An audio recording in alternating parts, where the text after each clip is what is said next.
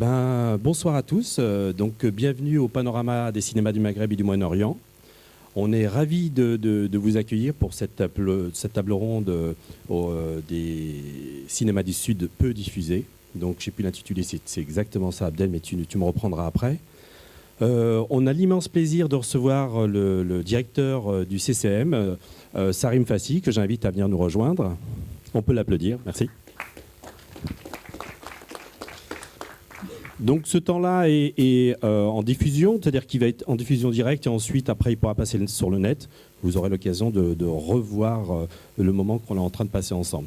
Je passe la parole au modérateur, Abdel Benchena. Merci Abdel d'avoir fait de jouer le jeu avec nous. Et je te laisse présenter l'intégralité de nos invités. Merci. Merci Kamal pour de me proposer d'animer cette table ronde. Merci aussi à Boris de nous accueillir à l'écran pour cette table ronde. Alors, tout d'abord, un petit recentrage par rapport au sujet de cette table ronde. Initialement, il était prévu de parler de cinéma du Sud. Cinéma du Sud, moi je parlerai plutôt des cinémas des Sud parce qu'il n'y a qu'un seul. Et on a cherché à recentrer du fait qu'on parle de cinéma du Maghreb et du Moyen-Orient, de traiter plutôt de la question des cinémas du Maghreb et du Moyen-Orient ici. Alors, plus particulièrement, on va encore resserrer encore plus et on va parler des cinémas du Maghreb plus particulièrement. Alors, la question ou les logiques de distribution des cinémas du Maghreb, en particulier, ou des cinémas du Maghreb et du Moyen-Orient en général en France, en fait, elle peut être pensée selon différentes logiques ou différents niveaux. Le premier niveau, déjà, on peut porter un regard sur un niveau qu'on peut appeler un niveau macro, celui de ce qu'on appelle la diplomatie culturelle. Ça veut dire comment les acteurs politiques interviennent pour inciter, pour faciliter cette diffusion de part et d'autre. On a ici également M. Blanchard qui parlera probablement qui représente Unifrance et qui parlera peut-être de comment ça se passe au niveau dans l'autre sens. Ça, c'est le premier niveau. Le deuxième niveau, c'est aussi comment cette circulation des films se traduit au niveau des acteurs économiques qui interviennent dedans. Autrement dit, que ce soit les distributeurs, que ce soit les exploitants. Et dans ce sens, on va prendre avis et on va prendre un témoignage vif sur cette question-là au travers l'expérience du cinéma à l'écran et au travers Boris Pire. Aussi, cette question de distribution, elle commence à prendre des nouvelles formes. Autrement dit, la multiplication des écrans, le développement du numérique a fait que maintenant, on a accès à certaines cinématographies, que ce soit dans ce qu'on appelle une sorte d'économie informelle, ou aussi dans le cadre de économie formelle, ça veut dire quelque chose, un accès légal à ces films. Et dans ce cadre, j'ai demandé à inviter Alexandre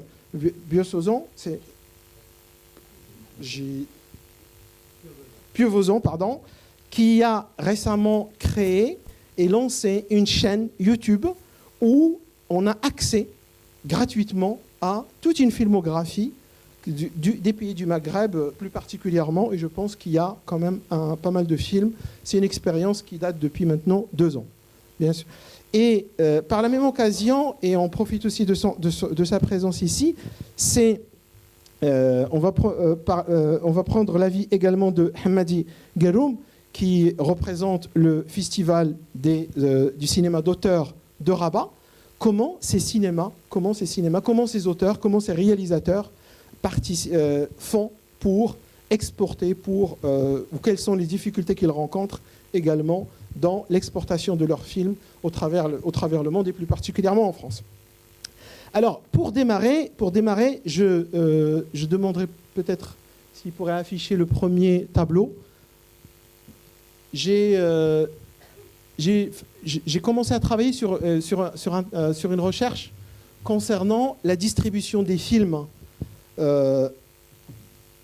produits ou coproduits par les pays du Maghreb en France. Et j'ai pris une période qui est assez longue.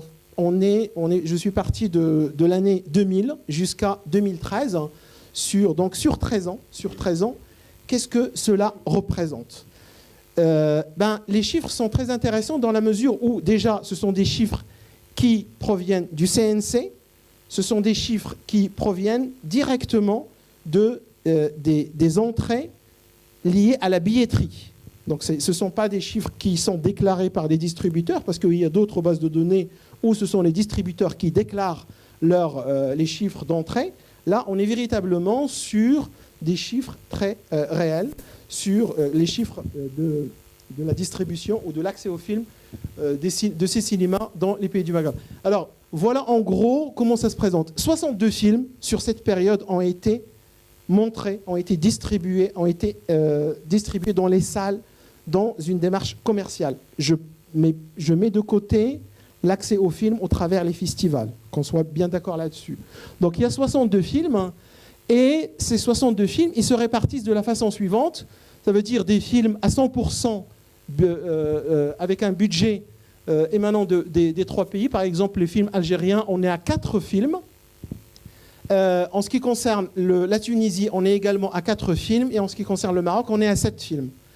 Néanmoins, ce qu'il faut avoir à l'esprit, et quand on regarde ça de très très près, c'est que la majorité des films qui sont présents sur les écrans sont essentiellement des films coproduits avec la France. On est à 46 films sur les 62 qui sont en coproduction franco-marocaine, franco-tunisienne, franco-algérienne. Là, vous avez, quand c'est France, ça veut dire que la part du budget elle est plus importante que le pays partenaire. Et quand c'est l'inverse, par exemple, on a 3 films avec un budget majoritairement marocain et qui sont une coproduction avec la France. Et pour la Tunisie, il y en a 8. Mais cela ne veut pas dire que les nationalités des films sont portées par ces pays-là. C'est ça ce qu'il faut aussi comprendre, parce que souvent, les entreprises productrices de ces films sont de nationalité française. Alors voilà donc déjà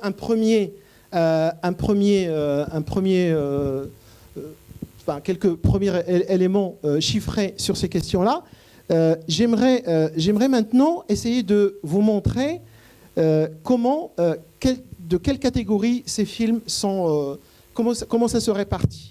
Alors, en termes d'entrée, en termes de volume d'entrée, il y a des films qu'on peut difficilement les intégrer ou les considérer dans cette cinématographie, dans la mesure où, en réalité, ils sont quasiment au même niveau, voire ils dépassent la moyenne d'entrée des films français.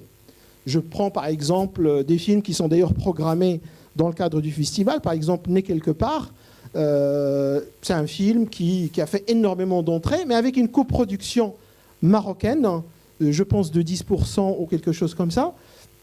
On a par exemple la même chose concernant un autre film qui est Hors la loi. Si tu peux, je ne sais pas si il me vaut.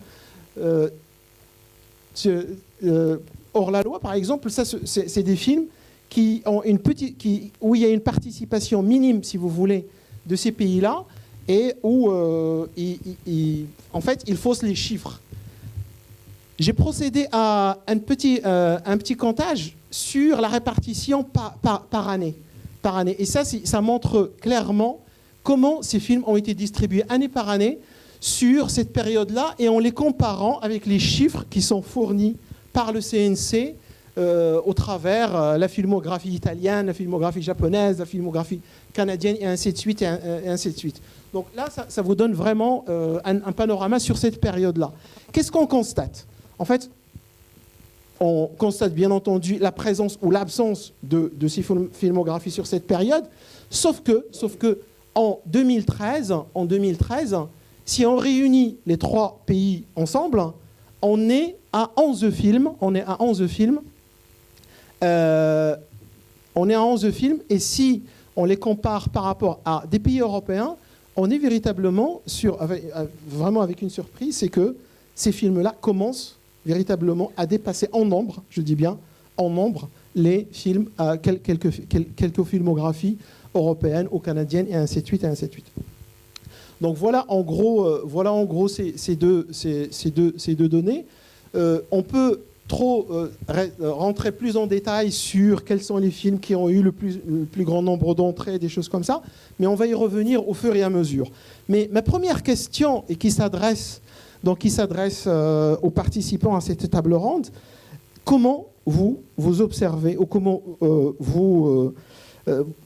quel est votre regard sur la distribution actuelle de ces filmographies? Et j'aimerais bien avoir le témoignage donc de Boris Spir au travers l'expérience de l'écran. Comment tu fais, par exemple, quels sont les films que tu distribues, enfin que tu programmes dans ta salle, et quels sont les critères sur lesquels tu le fais?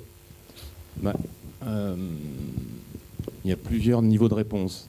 Sur les films qui sortent en France, il y a le circuit traditionnel, qui est effectivement celui d'un distributeur petit ou moyen qui décide, pour montrer son film, de solliciter les exploitants comme n'importe quel film qui sort en France, par l'intermédiaire de projections presse, de DVD, de liens Vimeo, tout ça.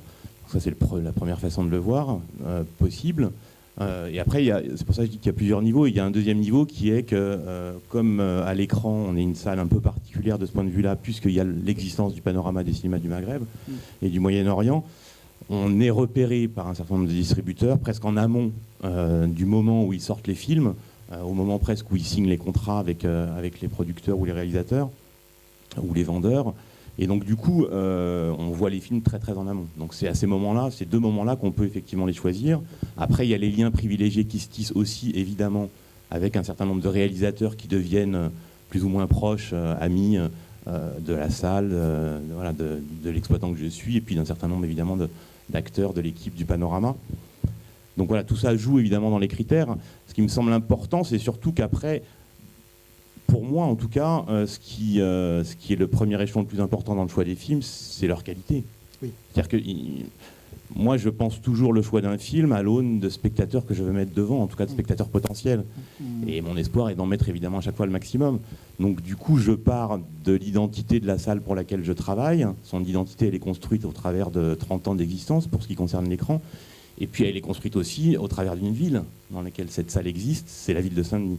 Et dans la ville de Saint-Denis, il y a effectivement une population très diverse, et particulièrement une population originaire du Maghreb importante, algérienne entre autres, mais aussi marocaine et tunisienne. Il y a 130 nationalités à Saint-Denis, et pour parler du Maghreb, il y a plus de 130 nationalités. Mais voilà, pour parler de ces trois nationalités-là, elles sont évidemment de manière assez importante présentes à Saint-Denis. Donc ça compte aussi beaucoup. Donc l'environnement dans lequel on travaille, on n'est pas ex nihilo, et j'espère qu'aucun programmateur en France ne pense son lieu autrement, en tout cas dans les salles à essai indépendantes, parce que les multiplex c'est encore un autre sujet, mais on pourra aussi en parler, puisque sur les questions d'accès des films aux salles, c'est évidemment quelque chose de fondamental, puisque je rappelle un chiffre que les multiplex aujourd'hui réalisent 70% des parts de marché des plus de 600 films qui sortent sur les écrans français. Donc évidemment, il reste plus que 30% pour les autres salles. Donc c'est à partir du moment où un distributeur ou un réalisateur qui veut montrer son film dans les salles n'a pas les multiplex, il se coupe évidemment de près de 130 millions de spectateurs, puisqu'il y en a 200 millions à peu près, quoi. Donc c'est assez énorme. Et puis peut-être partir aussi pour notre discussion et avancer un peu dans cette discussion-là, il me semble qu'il y a un autre élément qui est intéressant à donner, qui est aussi chiffré, c'est qu'il y a une réalité tout à fait objective aujourd'hui dans les 10 dernières années, puisqu'en plus on est à peu près là sur les 10 dernières années, sur les deux tableaux qu'on vient de voir, qui est qu'il y a des phénomènes de concentration sur juste les questions d'exploitation, c'est aussi sur la distribution et la production, mais pour parler de ce que je connais le mieux, il y a des phénomènes de concentration qui sont en train de se mettre en place, qui se mettent en place depuis un certain nombre d'années, et dans les 10 dernières années, qui se sont aggravés de manière extrêmement importante. Donc j'ai cité le 70% multiplex, 30% restant des salles indépendantes, mais il y a plein d'autres choses, c'est-à-dire que du coup, il y a effectivement plus de 600 films qui sortent chaque année, Sur ces 600 films, il y en a, j'ai noté les chiffres pour avoir des choses très très précises, hein. Il y a plus de 600 films qui sortent en 2014 en exclusivité. Il y en a plus de 750 si on compte les reprises, puisqu'en plus en France, il y a beaucoup de ressorties de films anciens. Et donc, voilà, 200 millions d'entrées. Une fois que je donne ces deux chiffres-là importants, à l'intérieur, on se rend compte qu'il y a 134 films, c'est 2014, hein, c'est très récent les chiffres que je donne. Hein. Il y a 134 films qui réalisent moins de 1000 entrées. Donc c'est juste faramineux, c'est faramineux. Donc ça en dit long sur effectivement ce phénomène de concentration et le fait que les entrées de plus en plus se concentrent sur quelques titres et que pour les autres c'est de plus en plus difficile d'arriver à tirer son épingle du jeu. 134 films à moins de 1000 entrées, il y a 358 films qui font moins de 10 000 entrées. Donc 358 films, ça veut dire plus de la moitié qui de toute façon sont en dessous de cette barre fatidique, qui est souvent une barre fatidique en termes de recettes, d'équilibre des comptes, pour en tout cas des films évidemment à économie très très petite. Pour les films indépendants à petit budget, cette barre-là n'est jamais franchie. Et après, évidemment, plus on monte dans l'échelle de la pyramide des films qui marchent, en haut de l'affiche, il y a 15 films, 20 films qui font en gros, je ne veux pas dire de bêtises, 40% des entrées. Voilà. Donc c'est terrible, c'est terrible. C'est un constat absolument terrible. Et je ne vois pas comment on peut ne pas d'abord évoquer ces chiffres-là avant que de parler plus précisément des cinématographies du Maghreb. Parce que du coup, la distribution des films en France, et des films maghrébins en France, elle se traduit aussi à l'aune de cette réalité objective aujourd'hui qui est que c'est de plus en plus difficile pour des films indépendants de trouver leur public. Et j'en finirai juste en donnant quelques chiffres précisément sur notre salle.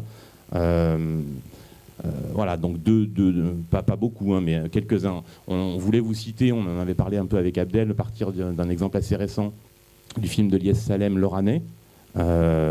Donc L'Oranais, le distributeur, c'est Haut-et-Court, donc c'est un distributeur important, indépendant important, sur la place de Paris. Ils avaient prévu, quand ils ont sorti le film, en gros, ils espéraient 100 000 entrées. Ils avaient tablé là-dessus. Ils étaient sur un tirage à 52 copies. Ils souhaitaient en tirer 30 de plus, c'est ce qu'ils avaient prévu. Ils espéraient monter à 80-90. Le résultat final en France, avant de parler de l'écran, il y a 55 salles qui l'ont programmé. Et en gros, il finit son exploitation à 42 000, 43 000 entrées. C'est un film qui avait beaucoup de moyens, qui a eu une com importante et un distributeur important. Donc évidemment, on va en parler d'autres après, hein, mais déjà pour cela, c'est déjà difficile. Les salles, les multiplex, en gros, ont répondu, à part quelques-uns, des multiplex qui ne font pas partie des grands groupes, Pathé, Gaumont, UGC, Kinépolis et compagnie, ont répondu en gros à Haut-et-Court, mais quel public voulez-vous qu'on mette devant ce film? Voilà. C'est la réponse qui a été retournée à chaque fois par les programmateurs de ces circuits.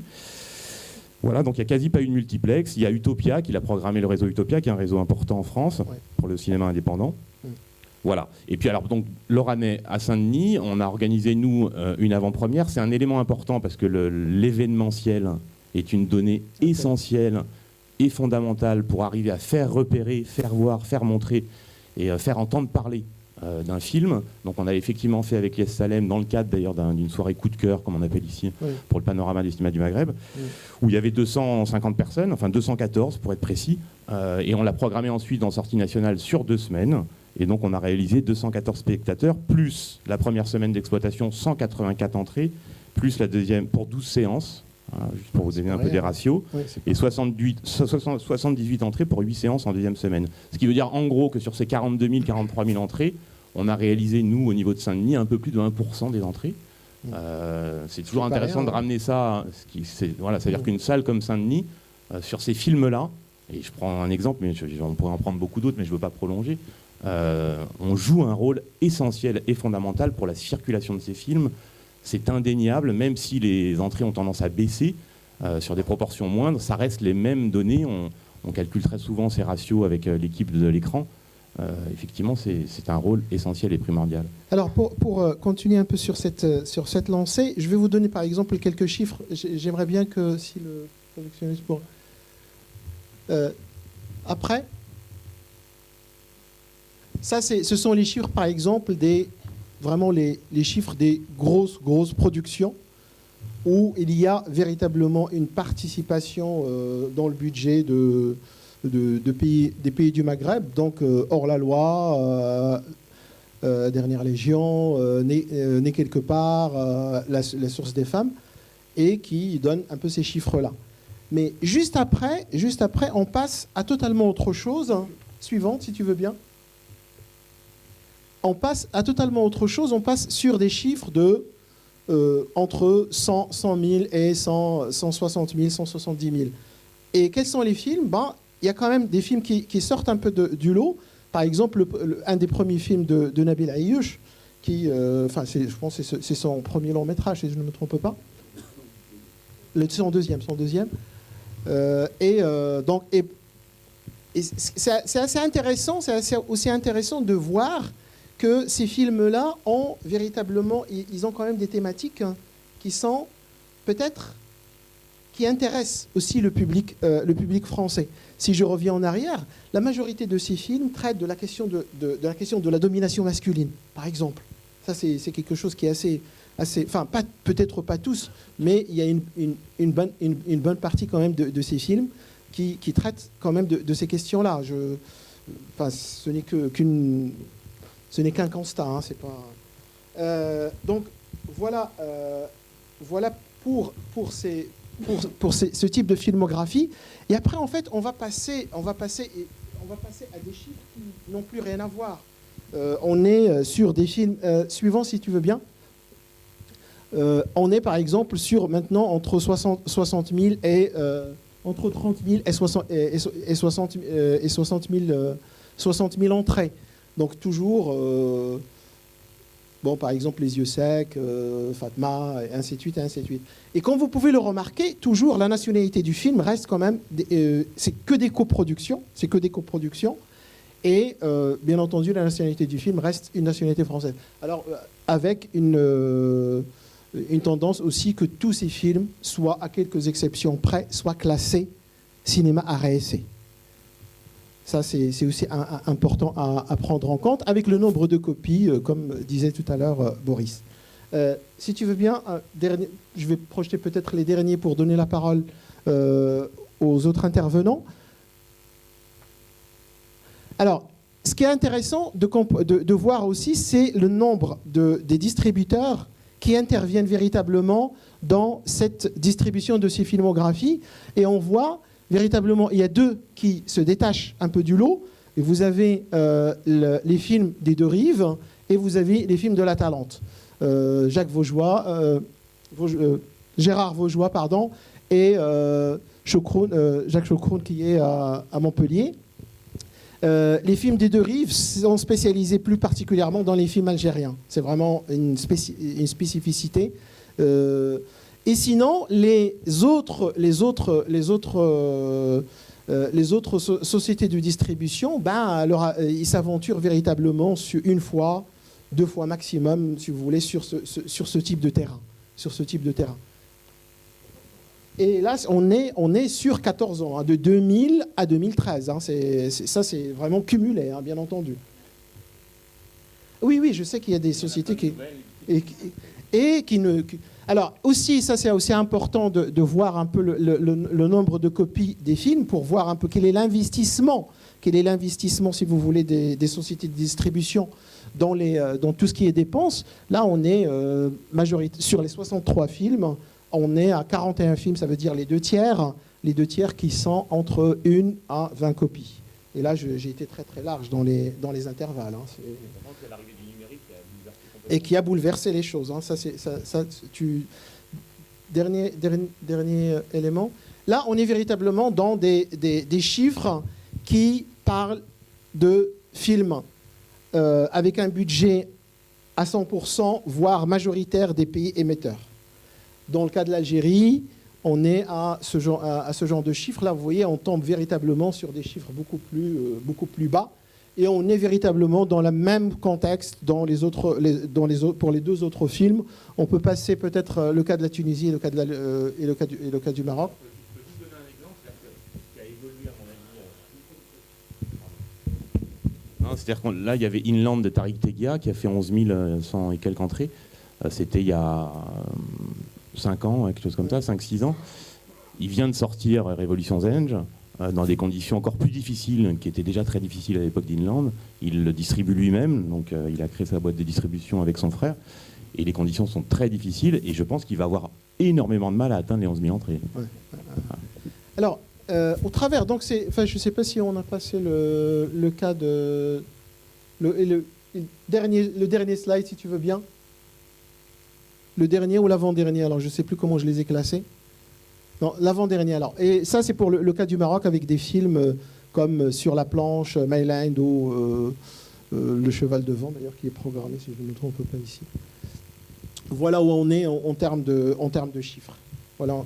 Alors, maintenant, on va, après avoir donc exposé ces chiffres d'une part, et d'autre part, après avoir écouté Boris, moi, ma question sur un niveau un peu plus supérieur, qui est à savoir le niveau des décideurs, comment, Monsieur Sarem, vous voyez un peu cet état des choses, comment vous observez un peu cette question? D'abord, de ce que j'ai vu sur les tableaux, ça me rappelle qu'il y a beaucoup de films qu'on met dans les... C'est un peu un fourre-tout, une coproduction. Il y a des films qui n'ont rien à voir. Certains, j'ai été concerné par les films, on venait juste chercher de l'argent au Maroc et tourner au Maroc. Donc, bon, il y a des films où c'est vraiment des ovnis par rapport au Maghreb, par rapport... Bon, alors, les mettre là-dedans aussi, ça complique encore les choses. Je suis tout à fait d'accord avec vous. Voilà, donc... maintenant, il y a un truc que je dis toujours sur la distribution des films du Sud, c'est qu'on est effectivement... On a une certaine difficulté à distribuer nos films, mais tout le monde aujourd'hui a des difficultés. On l'a vu avec l'Italie, la Chine, le premier tableau que vous avez montré. Tous les pays ont des difficultés à distribuer ailleurs. C'est-à-dire que dans chaque pays, ce qu'on voit, bon, tout le monde le sait, il y a le film américain et le film national. Le phénomène qu'on connaissait dans les années 60-70, où la plupart des spectateurs français connaissaient les acteurs italiens, les réalisateurs italiens, les Allemands connaissaient les Français, etc. Aujourd'hui, c'est un phénomène qui n'existe pratiquement plus. Personne ne peut citer 4 réalisateurs italiens en activité aujourd'hui, ou 4 stars italiennes de 30-40 ans aujourd'hui. Donc tout le monde est logé à la même enseigne.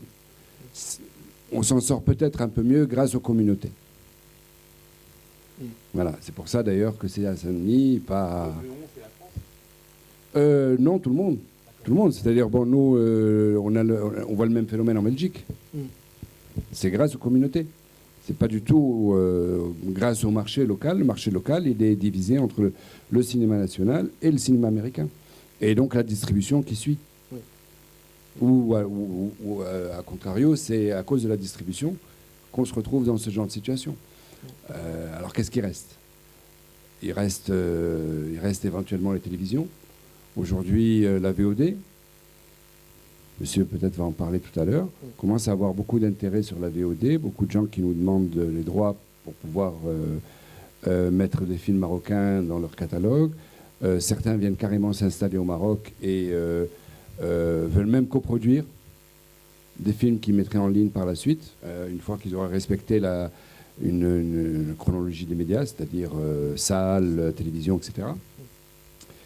Mais la difficulté est là. Ce n'est pas parce qu'on est passé au numérique que c'est peut-être plus simple, plus démocratique de tourner en numérique que la distribution a été facilitée. Au contraire, quand on voit les chiffres de 2001 ou 2002, on en est très loin aujourd'hui. Très loin aujourd'hui, bien sûr, bien sûr, bien sûr. Et comment, enfin, toujours, comment vous voyez un peu l'avenir, enfin, disons, en termes de décision politique, si je peux dire, est-ce qu'il faut, par exemple, que des structures comme le CCM accompagnent ces films dans leur distribution à l'étranger ?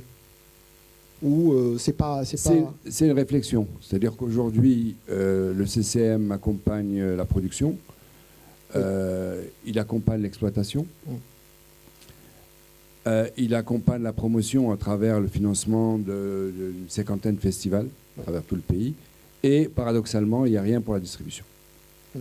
Donc en fait, au niveau de la distribution, on accompagne les films en allant à Cannes, en les présentant la production annuelle à Cannes. mais il n'y a pas un véritable soutien de la distribution, comme c'est le cas dans la production, par exemple. Donc là, il y a une réflexion là-dessus, en effet. Et qu'en pense votre voisin en tant que responsable d'un festival de cinéma d'auteur, mais également comme une grosse pointure de la critique cinématographique marocaine? Merci. Et je crois que le problème est plus profond que ça. De donner tout simplement des chiffres et d'avoir une synthèse sur ces chiffres. Je crois que le problème est un problème culturel d'abord. Il faut penser d'une façon critique. Et je crois que ça me fait penser à ce que les Allemands ont créé à un certain moment au niveau de l'école de Francfort. On est en crise. La culture est en crise. Je crois qu'il faut penser le cinéma comme élément culturel basé sur l'image en fonction de cette crise-là. Et c'est comme ça que moi, quand j'ai pensé à créer avec des amis le Festival de cinéma d'auteur de Rabat, le FICAR, ce n'est pas une question de jeu ou une question tout simplement de passer notre temps libre ou de loisir. C'est une conscience de résistance d'abord. Parce que moi, je viens des ciné-clubs, je viens c'est-à-dire de la pensée, je viens d'une certaine ambiance culturelle qui pense aux citoyens d'abord, et à un citoyen qui ne soit pas, c'est-à-dire complètement dilaté par ce qu'on appelle maintenant le mondialisme. Oui. Donc c'est pour cela un cinéma d'auteur, c'est déjà un cinéma de sélection. Sélection comment? On est conscient de faire la différence entre un produit de loisir et un produit culturel qui commence à être produit, bien sûr, par une industrie culturelle. Il faut l'accepter, malgré que beaucoup de gens n'acceptent pas ce mot, parce que dedans, il y a d'ambiguïté. Et quand on dit la différence entre un produit de loisir et un produit culturel, on est en train d'abord de sélectionner et d'être attentif, de ne pas pousser le réalisateur à réduire son travail culturel avec une vision, avec une certaine, c'est-à-dire c'est quelque chose de personnel, avec une vision artistique et esthétique tout à fait différente. Et quelquefois, elle casse même les règles du fameux cinéma CCC, de cinéma de consommation courante, et de l'appuyer pour qu'il reste. Donc, on est passeur. Quand on dit passeur, on partage l'amour de quelque chose qui ne circule pas, qui ne marche pas. C'est pour ça que j'ai beaucoup aimé Godard quand tu lui as posé la question « Comment vous trouvez mon film ?» Il a dit « C'est un film qui marche ». J'ai dit « Non, comment vous trouvez tes films ?» J'ai dit « Ça suffit. » Je dis « C'est un film qui marche. Mais ce n'est pas un bon film. » Et c'est là on pose la question « Qu'est-ce qu'on veut donner aux citoyens, aux gens ?» Est-ce que de leur donner tout simplement une bouffe qui va rentrer de ce qu'on appelle le processus vital, qui va répondre bien sûr aux conditions du travail, conditions du sommeil, et il y a un certain temps qui reste. Ce n'est pas le temps de l'oisiveté, le temps qui reste. Et c'est sur ce temps qui reste qu'il faut travailler pour essayer d'installer des gadgets d'audiovisuel qui viennent pour permettre aux gens, quelquefois, de rêver et de se distraire. Et je crois que le Festival de Rabat, conscient de tout cela, il a essayé un petit peu de travailler avec un réseau. Donc, on a installé ce festival comme carrefour de rencontres des gens avec une certaine convivialité. Et on s'est ouvert d'abord sur le pays arabe, les pays arabes. Et je crois que beaucoup de films ont circulé, ont voyagé, par exemple, de l'Afrique, de l'Europe, via Damas, Le Caire, Alexandrie, et pour d'autres pays. Et je crois que là, je dois parler d'un homme magnifique qui m'a beaucoup aidé, c'est M. Jean-Pierre Garcia. Le festival m'a beaucoup aidé pour installer ce festival. Et c'est avec Garcia qu'on a travaillé ensemble pour rencontrer ensuite le festival de Mons, puis la Hollande, et on a créé un réseau sur lequel on a essayé de faire voyager des films qui trouvent des difficultés de visionnage à travers Nantes, Festival des Trois Continents, à travers Amiens, et à travers aussi Mons et quelquefois Bruxelles. Heureusement que dernièrement, vous avez cité tout à l'heure un mot magnifique qu'espère un jour le développer, qui est la diplomatie culturelle. On a essayé de l'évoquer dernièrement au ministère de la Communication. Et heureusement que j'étais membre de l'installation d'un fonds d'aide pour les festivals du cinéma au Maroc. Et on a introduit la possibilité d'aider les associations marocaines à l'étranger qui essaient maintenant de promouvoir le film marocain et en même temps de promouvoir l'image du Maroc. Et parmi ces associations-là, je parle de l'association, pourquoi pas Panorama prochainement, le Panorama. Et ça a été déjà fait pendant 12 ans avec Kantara de Rotterdam. Qui s'est transformé après en un festival, bien sûr, avec un prix et tout cela. Et ça continue, ça reste pendant, je crois, un mois à travers tous les quartiers de Rotterdam et tout ça. Mais si je prends par exemple le cas du Maroc plus particulièrement, il y a même dans le livre blanc qui a été rendu public récemment, il y a une incitation assez forte pour que les centres culturels marocains à l'étranger soit des passerelles, soit des courroies de transmission pour présenter les films marocains. C'est quelque chose de très récent, hein. Je ne dis pas que c'est... Mais est-ce qu'il y a déjà une réflexion dans ce sens ? Il faut d'abord créer ces centres. Je crois que le seul qui a été créé, c'est en Belgique. Non, il y en a un qui est aussi au Québec. Hein. Il y a un qui est à Montréal. Il y a celui de Mantes-la-Jolie, je pense, qui est quasiment en finition. Disons, c'est... Voilà, ça commence. Non, donc, ce qui manque, ce n'est pas les films. Ce qui manque, ce n'est pas les passeurs. Ce qui manque d'abord, c'est qu'il y ait une certaine volonté politique et d'échange et de permettre à l'autre, d'abord, de rencontrer, c'est-à-dire la culture de l'autre. Et je crois que c'est comme ça qu'on peut construire la diversité. Mais est-ce qu'on peut pas dépasser la dimension de présenter un film que dans les festivals ? Parce qu'actuellement, ce qui se passe, c'est que véritablement, cette cinématographie a très peu de place au travers toutes les contraintes quand les exploitants, au travers les contraintes qu'ils ont également les distributeurs, au travers l'accès au public et ainsi de suite et ainsi de suite. Est-ce que cette filmographie doit s'arrêter tout simplement au festival ou faut-il réfléchir à des nouvelles formes pour rendre accessibles ces films et aussi qu'il y ait des publics. Je pense. Oui, bonjour. Déjà, ce que j'ai créé depuis 2 ans, une chaîne YouTube dédiée au cinéma maghrébin, se positionne non pas dans le marché, mais à la fin du marché, après qu'un film est vécu. C'est une première chose. Moi, je ne contacte pas des réalisateurs ou des producteurs pour diffuser en avant-première leurs œuvres. Par ailleurs, la façon dont est consommée à travers YouTube les œuvres en question, c'est sur des petits écrans.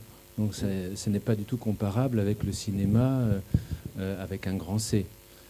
Pour autant, depuis 2 ans, cette chaîne, elle a rencontré un public.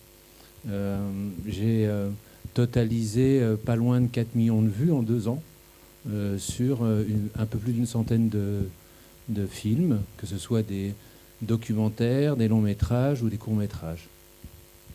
Et si je peux me permettre, comment vous négociez avec les auteurs, réalisateurs, qui sont souvent producteurs de leurs films ?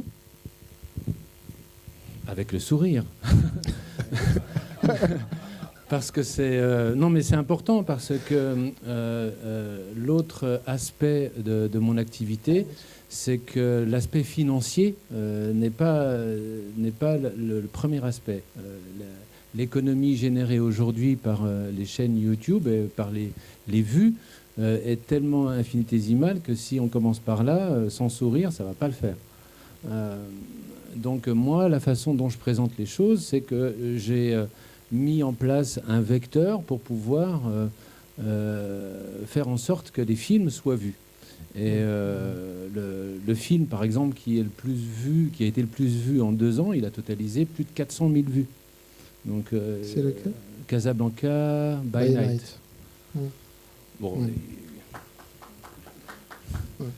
j'y suis pas pour grand-chose. Enfin, je veux dire que par là qu'il y a tout un travail qui se fait pour fédérer une communauté, faire que des gens s'abonnent et se tiennent au courant de ce Des qui se passe sur la nouveautés, chaîne, des nouveautés, Mmh. nouveautés entre guillemets. Enfin, les nouveautés Euh, mises sur le site, je veux dire. Mais il y a un vrai intérêt. Et s'il n'y avait pas cet intérêt-là, j'aurais pas ces vues-là non plus.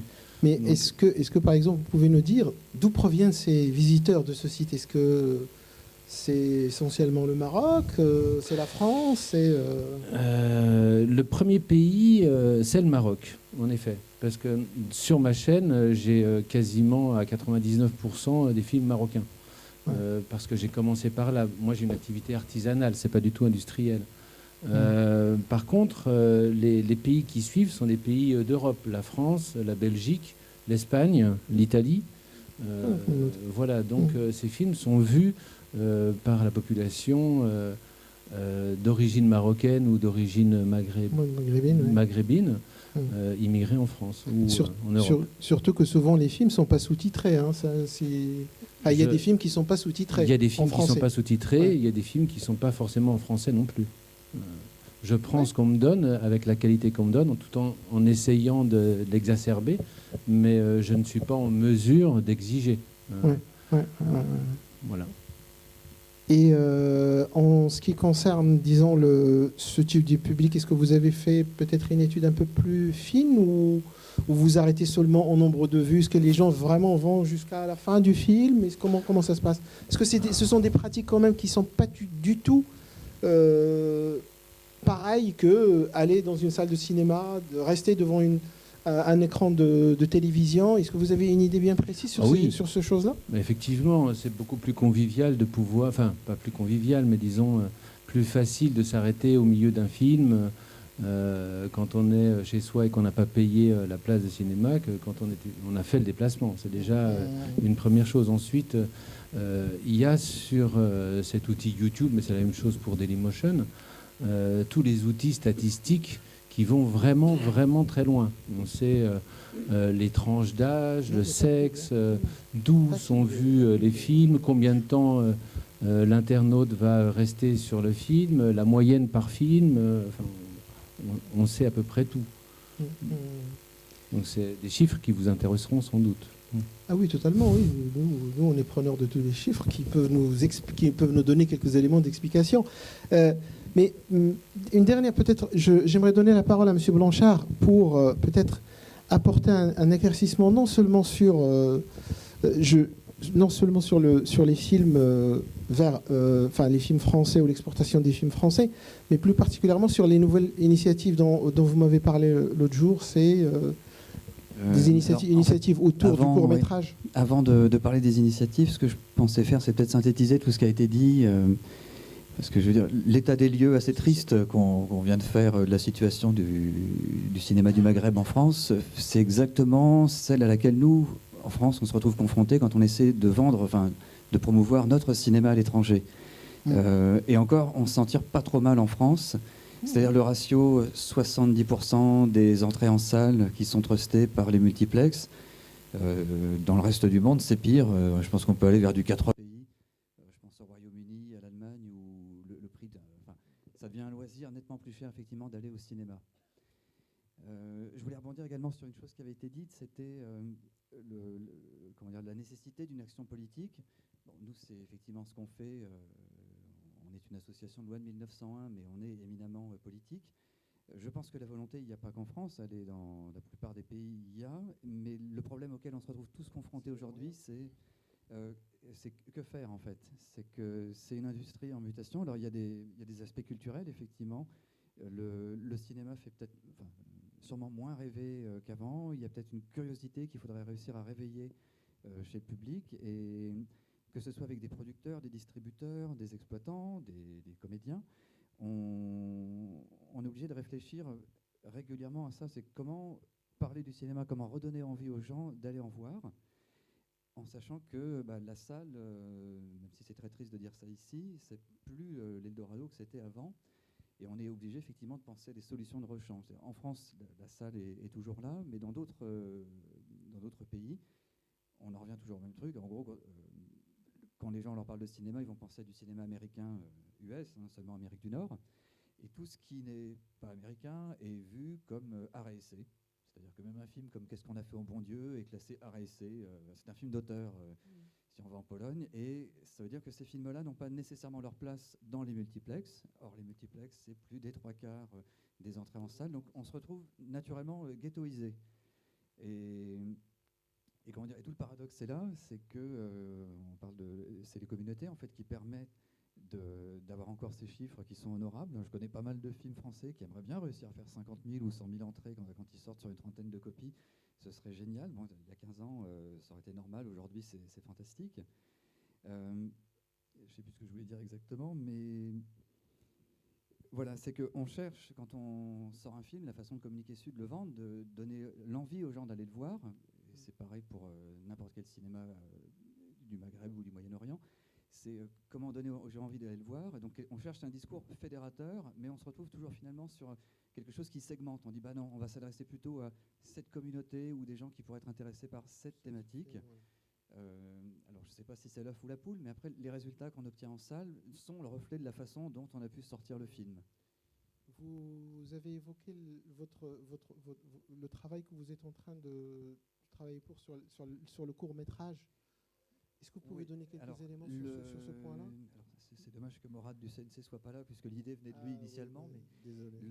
L'avantage qu'on a avec le court-métrage par rapport à du long, c'est que on ne sera jamais riche en faisant du court-métrage, mais ça permet plus de souplesse avec les producteurs, avec les réalisateurs, notamment quand on leur parle de comment est-ce qu'on pourrait diffuser votre film.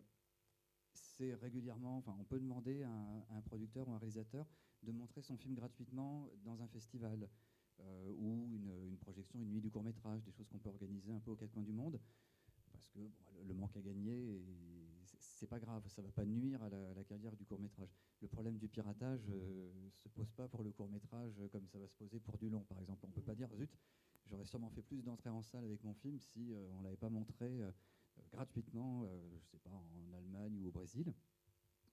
Donc tout ça pour dire qu'on peut expérimenter des choses avec le court-métrage plus facilement qu'avec le long. Donc ça passe par... c'est plus facile de dire à quelqu'un, ça ne te dérange pas si on met ton film en ligne sur Internet en même temps qu'il va commencer sa carrière en salle, ce qui serait un sujet très sensible sur du long-métrage, à juste titre, hein, parce que c'est peut-être le risque de perdre une vente, de trouver un distributeur dans un pays étranger. Et ce qu'on a essayé de faire, là je vais rentrer dans des choses plus techniques avec le CNC, et le premier pays avec lequel on a envisagé de faire ça, c'est le Maroc. Le CNC donne des aides au court-métrage, qui sont plutôt pas mal, hein. Ça peut aller jusqu'à 100 000 € pour faire un court-métrage. Enfin, dit comme ça ne veut rien dire, c'est très facile de claquer 100 000 € en 5 jours de tournage. Hein. Mais il y a un petit plus pour le court-métrage par rapport au long, c'est que la langue et le lieu de tournage ne sont pas un critère qui vont définir la nationalité du film. Et on se retrouve assez régulièrement avec des films français, mais de réalisateurs marocains, algériens, tunisiens, tournés de l'autre côté de la Méditerranée, donc souvent au Maroc ou en Tunisie, avec pas un mot de français dedans. Je le dis parce que ça fait partie des critères pour définir la nationalité d'un film. Est-ce qu'il y a 50% de langue française? Voilà, parce qu'il faut parler en pourcentage de ces choses-là. Et le cours permet cette souplesse. Si le sujet s'y prête, du moment qu'il y a un producteur français, il y a la possibilité de produire des films, pas qu'au Maroc, hein, bien sûr, ça peut être, moi je l'ai fait en Roumanie à une époque, avec que des acteurs roumains, en Bulgarie également. Et ce qu'on s'est dit, c'est que ce sont des films français par la force des choses, puisque financés majoritairement par la France. Il y a un travail de repérage qui est obligatoire, où les équipes doivent aller dans le pays où le tournage va avoir lieu. Et on a essayé de profiter, puisque voilà, le nerf de la guerre, c'est la salle aujourd'hui, c'est ce à quoi on n'a pas accès naturellement. On s'est rabattu, alors c'est pas un festival, c'est pas une salle, mais c'est sur les salles de projection des instituts français. Il y en a 7 au Maroc, donc si je ne dis pas de bêtises, c'est un des plus importants. Ouais. Et ce qu'on essaie de faire, c'est que quand les équipes se déplacent, nous, à Unifrance, on peut aider au voyage des réalisateurs. On travaille au service court-métrage avec 150 festivals et on essaie que, en cas de sélection dans un de ces festivals, on ait les moyens d'aider au moins un réalisateur ou une réalisatrice à accompagner son film.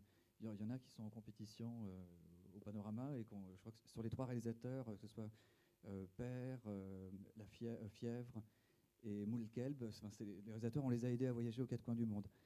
Et on s'est dit, on pourrait très bien, même si ce n'est pas un festival, avoir un peu de souplesse sur notre règlement et dire qu'on va les aider à promouvoir leurs films. Donc l'idée, c'est qu'ils aillent présenter à l'Institut français, en profitant de la numérisation des salles de projection de l'Institut français, présenter leurs films précédents, ou si ce n'est pas leurs films, les films d'autres personnes, avec comme prétexte d'aller là-bas pour faire du repérage. Donc c'était une façon de projeter un film français, mais dans le pays qui doit accueillir le tournage. Voilà, c'est l'idée du partenariat qu'on a vu avec Morad. Merci pour ces éclaircissements. Je vais commencer à donner la parole à la salle. S'il y a des questions, ça va être maintenant, parce qu'il nous reste 20 minutes en fait. Il y a quelqu'un qui... Ouais. Merci beaucoup, merci pour tous les intervenants. Moi, je voudrais revenir sur une expérience, disons, qu'on peut présenter. Moi, je m'appelle Fedoua, je viens de Rabat. Je suis ici au nom de l'Association des rencontres méditerranéennes du cinéma et des droits de l'homme. L'association a commencé depuis 2011 à faire une programmation en coopération avec le Centre cinématographique marocain. Un jeudi par mois, c'est un film, on programme de manière en alternance un documentaire ou une fiction sur la question des droits de l'homme. Ce que nous avons pu remarquer durant les 5 années d'expérience avec, avec cette programmation, c'est que quand on programme un film dont on a beaucoup parlé dans la presse internationale, on a du monde. Mais quand on programme des films d'auteurs, on a du mal à faire venir du monde. Et là, je reviens à la question à l'idée de M. Guillaume qui a posé le cinéma en tant que produit culturel, c'est que la réalité dans des pays comme les nôtres, il n'y a plus de produits de socialisation de la culture. C'est-à-dire comment on peut promouvoir des films, comme ce qu'on produit. Heureusement qu'il y a des festivals et des événements pour faire parler des films marocains au Maroc. Mais d'autres films maghrébins, il n'y a pas d'autres supports de critique culturelle ou même de presse culturelle ou cinématographique spécialisée qui en parlent. Nous avons essayé de faire des conventions avec des journaux pour qu'ils viennent et qu'on les prenne en charge, pour qu'ils parlent des films qu'on programme, pour que les gens viennent à la salle ou qu'ils parlent des films. L'essentiel pour nous, c'est qu'il y ait ce débat. Donc il faut aussi qu'il y ait une réflexion alternative sur les produits de socialisation de la culture, parce que c'est le seul moyen de résistance par rapport à tout ce qui se passe. Donc, merci. Peut-être une réaction par rapport à l'intervention, ou je prends peut-être une autre question, une autre intervention. Oui, non. Bonsoir et merci. Moi, en fait, je suis marocaine et je suis étonnée. Je ne suis pas allée au Maroc pendant une quinzaine d'années. Et je suis retournée il y a 4 ans et j'ai halluciné sur la place que la télé a prise. Et à l'intérieur de la télé, les séries brésiliennes, turques, égyptiennes, les gens sont complètement scotchés devant, hommes, femmes, petits, grands. Et j'étais vraiment étonnée par l'absence de cinéma à la télé. On peut peut-être profiter que les gens sont scotchés dessus. Peut-être une réaction, je ne sais pas si pour le collègue a mis... On voit la même chose avec les séries américaines en France, malheureusement. C'est un phénomène, je ne dirais pas universel, mais dans beaucoup de pays, la télévision prend le pas sur le cinéma et certaines formes de télévision devient un produit de consommation courante. Voilà, donc on l'a avec effectivement les novellas, avec les Turcs. En revanche, par rapport à la France, je dois dire que les séries marocaines cartonnent. Il y a des séries qui cartonnent même en face des Turcs. Ce qui n'est pas le cas des séries françaises en face des séries américaines. Il y a la parenthèse du Donc, mois du Ramadan aussi. Non, je parle toute l'année. Toute l'année. Ah oui. D'accord. Oui. Non, vraiment, je parle toute l'année. Il y en a qui cartonnent. Comment ?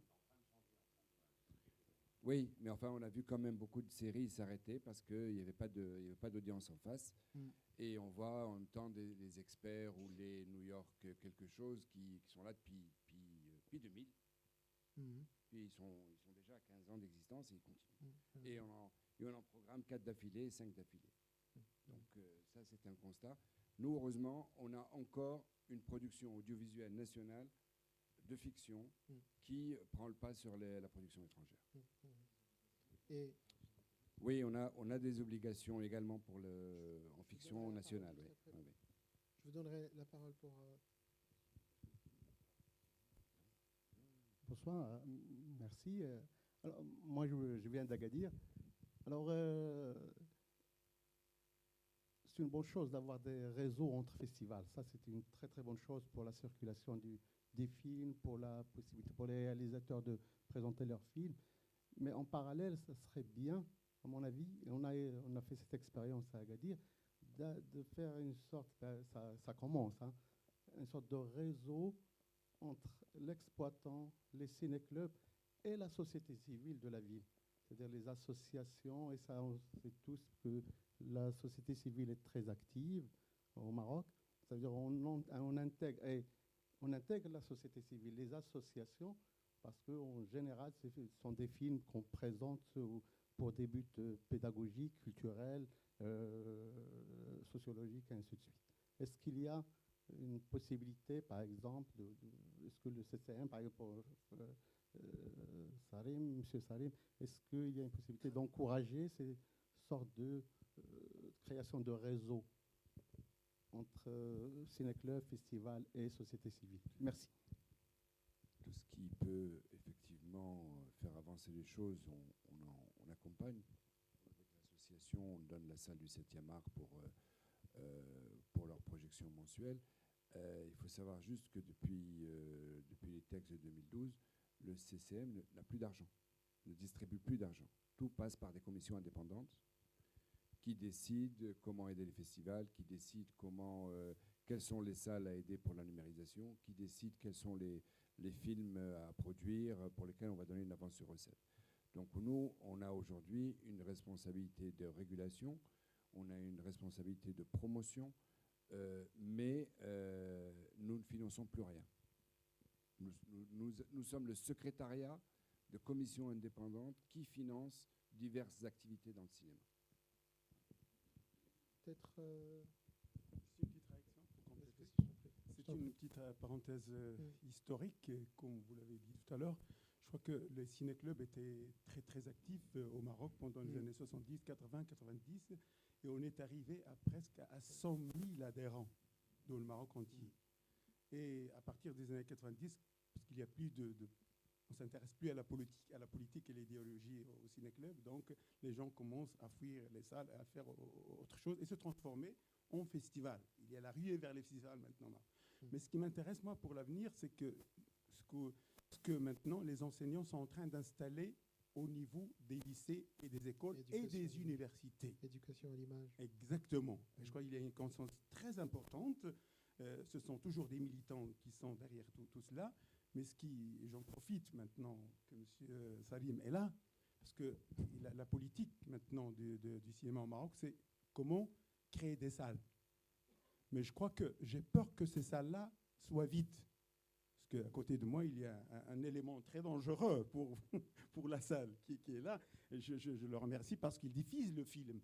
Mais les gens qui vont voir le film sur leur machin, c'est déjà une génération qui ne va jamais rêver ensemble. Moi, quand je parle à mes filles, par exemple, on va au cinéma, voilà, ils me disent qu'est-ce que c'est que le cinéma? Donc, je crois que c'est un travail très, très profond et qui demande la collaboration du ministère de l'Enseignement, du ministère de l'Intérieur, du ministère de la Culture et tous les gens qui veulent créer vraiment un citoyen, parce que le cinéma est prêt pour tout cela. Peut-être une réaction, Boris? Allez-y. Oui, je voulais juste réagir.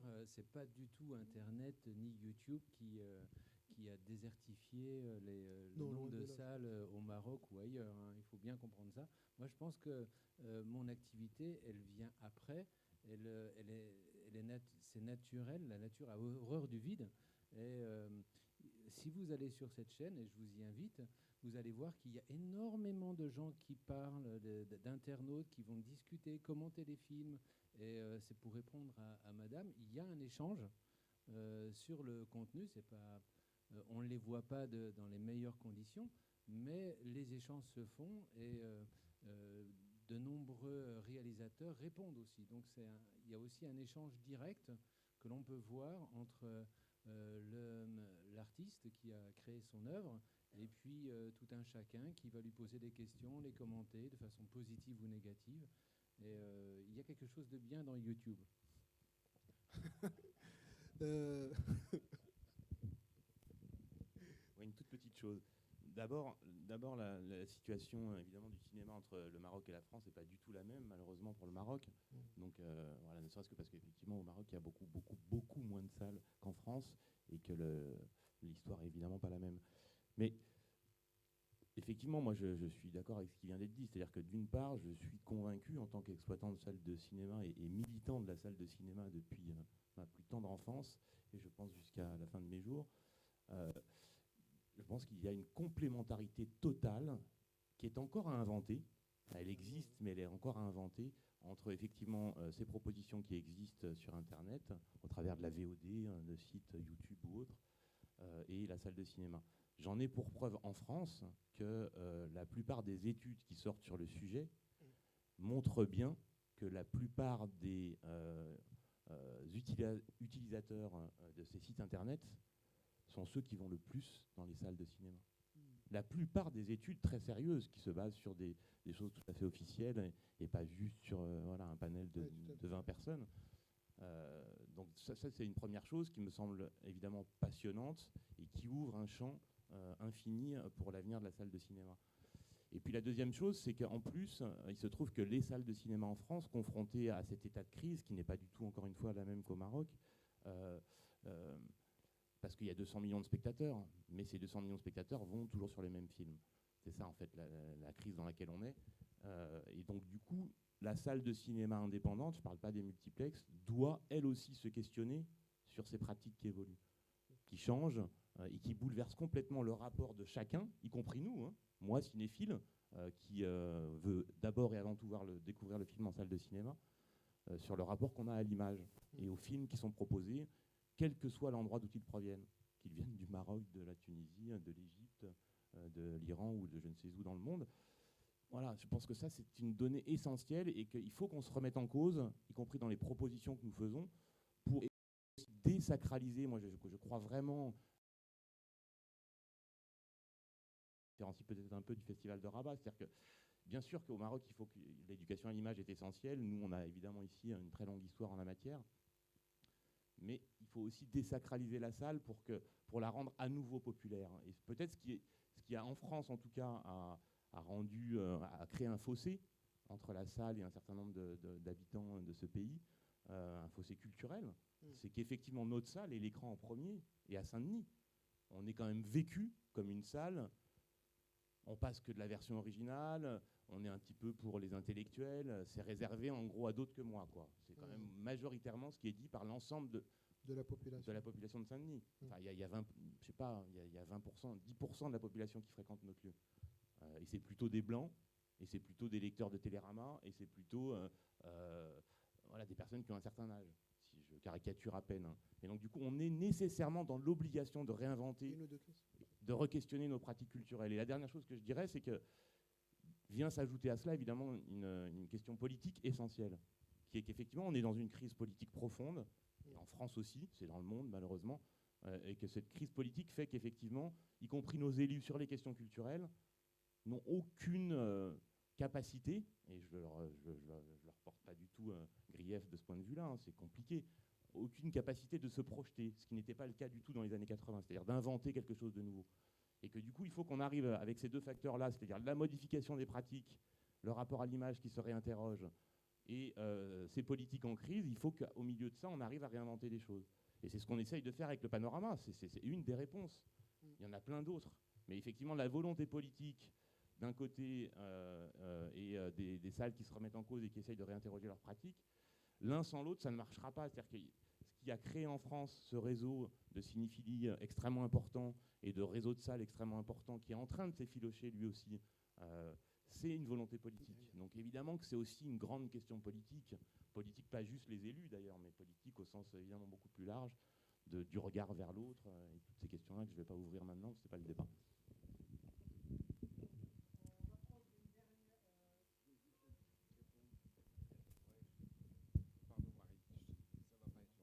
Deux remarques. La première, c'est qu'effectivement, on a un problème d'exploitation, de fréquentation du cinéma. Je voudrais juste rappeler, ou peut-être faire savoir à ceux qui ne le savent pas, qu'au début des années 60, au Maroc, on avait un meilleur ratio du nombre de billets vendus par rapport à la population qu'en France. Donc voilà. Donc depuis, les choses ont malheureusement beaucoup changé. Deuxièmement, je veux revenir au tout début de votre intervention quand vous parliez des coproductions. Vous savez, les coproductions d'initiatives françaises, même avec le Maroc, l'Algérie, la Tunisie, très souvent, ce sont des films français. En tout cas, pour le Maroc, et je peux citer concrètement plusieurs cas où, quand on met Maroc, c'est uniquement pour avoir l'avance sur recette locale. Voilà, on a même vu des films avec une co-réalisation uniquement pendant le tournage, et puis le réalisateur marocain a disparu en cours de route, on n'en parle plus. Voilà, entre autres. Oui. Oui, mais surtout Ben Barka. Marie. Oui. On continuera la discussion, ça rime sur la nationalité des films, parce que je trouve que c'est un débat sans fin. Mais pour prolonger ce que disait Boris Spir, c'est vrai qu'aujourd'hui, il y a de plus en plus de chaînes de télévision, plus les chaînes sur le net, et que la fréquentation en salle dans la plupart des pays européens continue à augmenter. Donc le désir de cinéma, il existe, c'est clair, et que je ne pense pas que les écrans soient concurrents. Moi, personnellement, je suis productrice, et on est quand même dans un secteur très particulier qui est qu'on est dans une économie de préfinancement, c'est donc la diffusion des films qui participent au financement des films futurs. D'où le problème quand on arrive sur des diffusions gratuites avec aucune remontée de recettes prévue pour le financement des œuvres futures. Et moi, en tant que productrice aujourd'hui, le problème auquel je suis confrontée, mais que ce soit un film, alors on ne dit plus les films du Sud, on dit des films du monde, mais pareil sur un film, un premier film français par exemple, un film d'auteur, c'est que je me retrouve dans la position d'être une agricultrice bio face à Carrefour, face à un public qui a envie de manger bio, mais qui n'a pas les circuits de distribution qui sont prévus pour ça. Alors, il y a des initiatives qui commencent à exister dans le domaine de l'alimentaire. Je pense à, enfin, bon, voilà, il y en a pas mal en France. Je pense que c'est aussi à nous aujourd'hui de trouver d'autres moyens de diffuser les films, en tout cas certains films, pour avoir accès à notre public et en trouvant une économie quand même qui permette de financer les films d'après. Voilà. Et je pense que le secteur du documentaire aujourd'hui est très précurseur, peut être un bon terrain d'expérimentation pour ça, comme éventuellement le court-métrage, mais qui a un public un petit peu différent.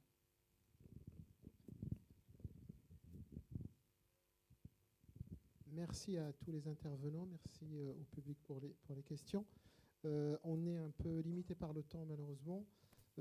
Si vous souhaitez, en bas peut-être, vous pouvez prendre contact avec les différents intervenants pour discuter avec eux de choses et d'autres. Merci encore.